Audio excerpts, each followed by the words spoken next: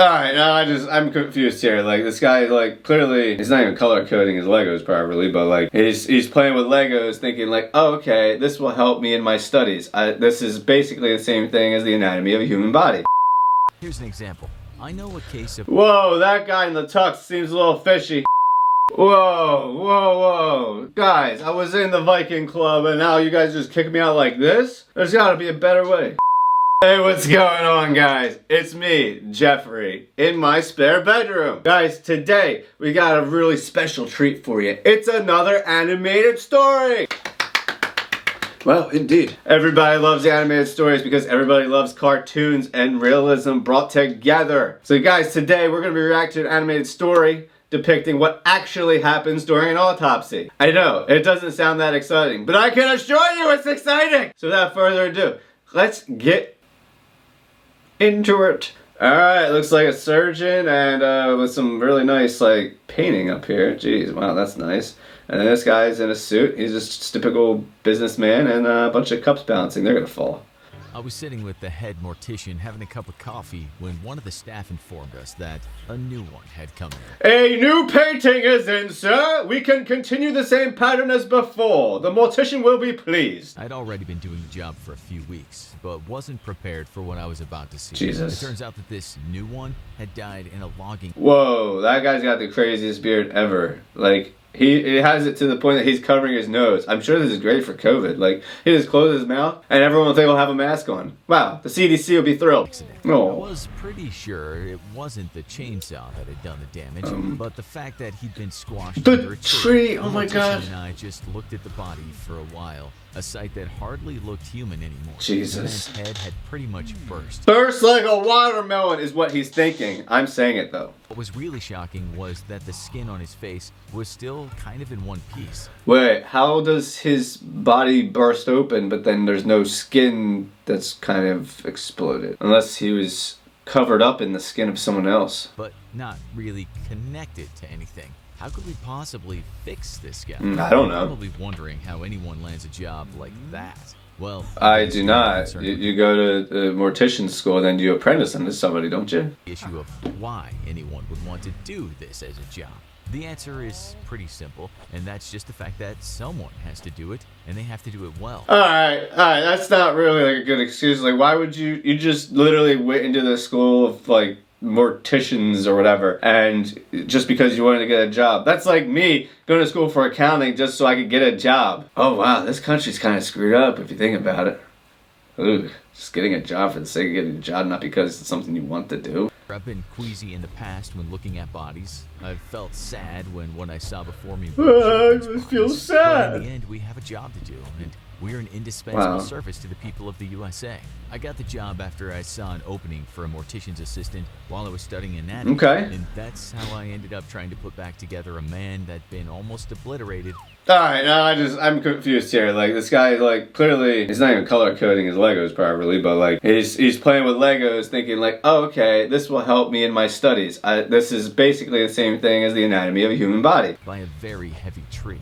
Before I get into the nitty-gritty, or should I say the gorier aspects of the job, I'd like to get a few things straight first. Don't worry, I'll get around to the most harrowing things I've seen. He's a serial killer. You need to know the finer details first. Okay, so you, me, your parents... My parents, don't bring my parents into this! ...resident, the newborn next door, and every other living person on the planet will eventually die. Check Facts. Out, kick the bucket, give up... Everything that has a beginning has an end. It's just how it is. Ghost. Sorry to tell you that, but it's a fact. As one of my favorite rock bands once said, do you realize that everyone you know someday will die? Let's see who'll get that reference in the comment section. It's very likely that when you expire, an autopsy won't be performed on you by a pathologist. Not many people will have a pathologist open them up, and a medical examiner later state the likely cause of death.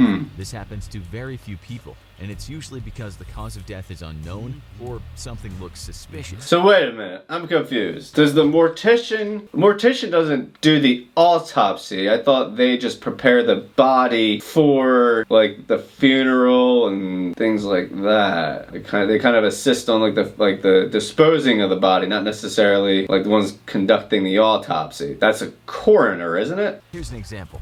I know a case of... Whoa, that guy in the tux seems a little fishy. Just standing there in front of that bench while the other guys are in the bush. In a tux, no less. Journalist who apparently drowned in a swimming pool while investigating corruption in a very... Ah, ha, ha, you tried to get me for my corruption, so I'm gonna pay this chimney sweeper to kill you. Death was quickly ruled accidental drowning. But when his parents demanded an autopsy, it turned out We're that old. part of We his believe tongue he was was missing, innocent. And he had a severe subdural hematoma. Jeez. That's torn blood vessels on the surface of the brain. Facts. He'd actually been beaten to death. Ah, I figured it out. Thrown in a Oh As I boy. said, this was in a very corrupt country where the cops are often seen as What? mafia. The United Before I get States? to my mortician stories and how we put bodies back together to make them presentable for family and friends of the deceased, let me quickly tell you what happens during an autopsy. I'll try to keep this short. Let's imagine you died. With a and your death katana. seemed Heck suspicious. yeah. Maybe 1 minute you were fine and healthy, just watching an episode of the infographic show, and then the next minute you were found dead in your bed. No. You had no serious medical conditions, and there were no obvious signs as to why you died. What? I only like obvious signs. Okay, so your body is then going to be taken to an examiner's room, and there's a pathologist and his or her assistant, and they're going to work on you. Interesting. They're going to make what's called a Y incision. That's a Y shape starting from your shoulders that meets at the chest and then goes Facts. down to the pubic Tears area. the skin of the You've ribs likely open. seen this next part in a horror movie, and this entails cracking the ribs Yes. and, for want of a better expression, opening you up. Open your organs up. are exposed, and the next step is to make a series of cuts to sever certain parts of you that are all connected. Not the wiener though. Not the wiener. Under the hood. That means disconnecting organs attached to the spinal cord, and basically, it's just a lot of snipping around.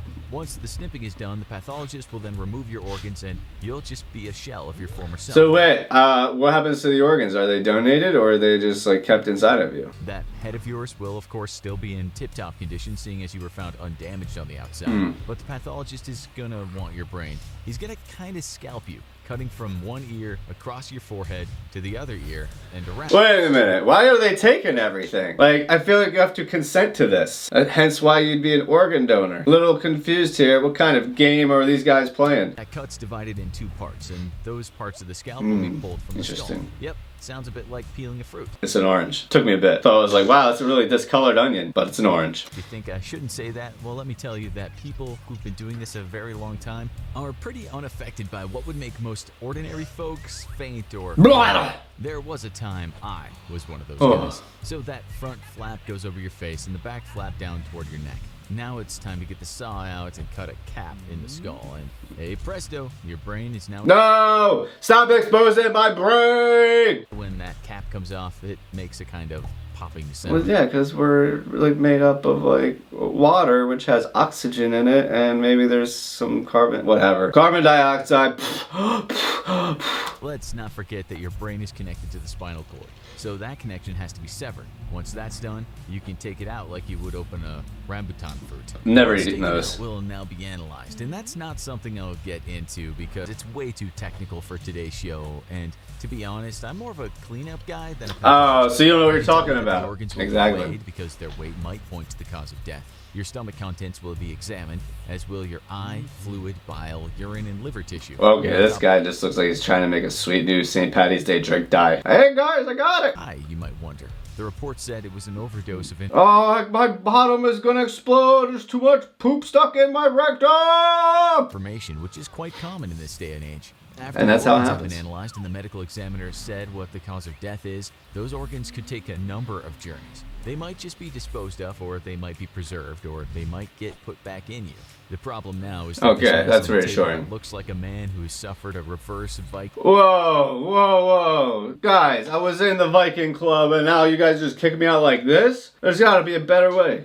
blood eagle punishment is far from the good-looking fella you used to be. You need to be put back together. We sometimes call this reconstituting the body. When things are back in place, your body will be stitched up with baseball stitches. We call them that because they look like rather large stitches on a baseball. So wait, The why skull do cap it? that was taken off will be put back on the cranium, and the scalp will also be sewn back together. And you're as good as new, if not dead as a dodo. So Dead as a gets dodo. on the They're phone and extinct, says, by the way. "Hey, Mr. Mortician, time for you to get to work." Like I said, not many bodies will have to come off an autopsy table. Unfortunately, some bodies are pretty much beyond repair. They've decomposed Jeez. so badly that there's nothing we can do to make them more presentable. That would be like trying to turn your scrambled eggs back into uncracked eggs. In these cases, Wait, you're talking about people as eggs? That's a fair analogy. Cases, we'll seal the body or body parts and refrigerate them. That funeral has to be quick due to the stench of decomposition. In most cases, though, we can embalm the body even if it's in a bad state. So let's say we get a body and that person has been pretty beaten up after a car crash. Jeez, he still had the steering wheel. To see who it is, and after that, if there are any clothing on the body, we're going to take that off. We'll also cover the private parts. Thank God. They'll be lying down on the table with their head elevated a little bit, and it's time to clean the body. Who's ready for a sponge bath? Then we're going to inspect the body, such as where all the blood is settled. This is called lividity. And if you've watched enough TV crime shows, you'll know that dead bodies will have purple parts where the blood is settled. Yeah, that's true. I have watched some TV crime dramas. We'll obviously check all vital signs because no one wants to bury a living person. Stranger things have happened, but not on my watch. Oh my God. That dead bodies can groan and they can move, but that's just... What? So you could like be the first day on the job and then suddenly think a zombie apocalypse is happening. Like what if you like never really like got past that? Like every single day like you thought the zombie apocalypse was gonna happen. And then the one day that you don't think it's gonna happen, it happens. Because gases are in the body and muscles harden during a period we call rigor mortis, when the body goes stiff. To release the gases, we can do something called a trocar, which looks a bit like a funnel. We have a word for all this moving around, and we call it cadaveric spasm. Interesting. The body's just sitting up, but that's something I've never seen, never heard of from any other professional. Okay, so we have Thank God. And we'll massage it to kind of relieve that stiffening of the body, the You just have to massage a dead body? rigor mortis. And we're gonna now close the mouth and make sure it stays closed by sewing it or using wires. Well, no, you would want to like show off the teeth. Now, my funeral, I want to be smiling. Put some sunglasses on me. Weekend at Bernie's too, baby. We'll also make sure the eyes are closed, either by using a skin-colored glue or eye caps that are skin-colored. No one wants to turn up to a casket and see a gaping mouth and wide-open eyes staring at them. Yes, you do. That's what I want. That's what I want to have done. Let this be a record. I don't have a last will and testament, but this is a record of me wanting that. The term is rest in peace, and so the body shouldn't look like someone who's just watched a video of a dark-haired Japanese girl getting out of a well. What we're gonna No, it should. do next is very important. It's our pièce de résistance. We're gonna find Oh, the he's French. common carotid artery and drain the blood vessels. At the same time, we'll inject embalming chemicals into the arteries. What? We'll use an electric pump for this, which works kind of like the heart. The blood comes out and the fluid goes in. This process is all about preserving the body. There's also cavity embalming, which first involves putting one of those trocars into the chest cavity and the abdomen and getting out all the fluids and gases. Interesting. After that, a formaldehyde-based Very chemical gassy. embalming mixture will be put into those cavities. With a If there are cake? some places where the chemicals haven't reached, we have the option of doing something called hypodermic embalming, which is just finding the right spot to inject the chemicals. Jeez. You're probably thinking, what if the body's torn to shreds and the face is full of bullet holes? Well, in that case, cauterizing chemicals will be used to dry the wounds. And What? that won't do the trick, though, and we'll have to sew the wounds together as best as we can using a wax suture. My God. We'll also use a skin-colored glue on the wounds. If there are God. any big holes, we can use fillers such as This is plaster a brick pans, wall. and I'm they gonna color the paint filler over with a this. kind of spray tan. If we've been Wow. successful, you'll never know that there'd been a hole. Fascinating Some things stuff. we just can't fix. Like that logger guy, we just couldn't put the guy back together again. He was what some of us in the profession call a Humpty Dumpty. Some of us in the profession call Humpty Dumpty. That's a very professional term. I'm glad that I'm now aware of this. A few of these men and women we couldn't put back together again, but we've had other cases where we spent many hours on restoration. Some of my friends in the business of embalming have put someone's head back on, but that was only because it was a very clean cut, like It's me. from a guillotine.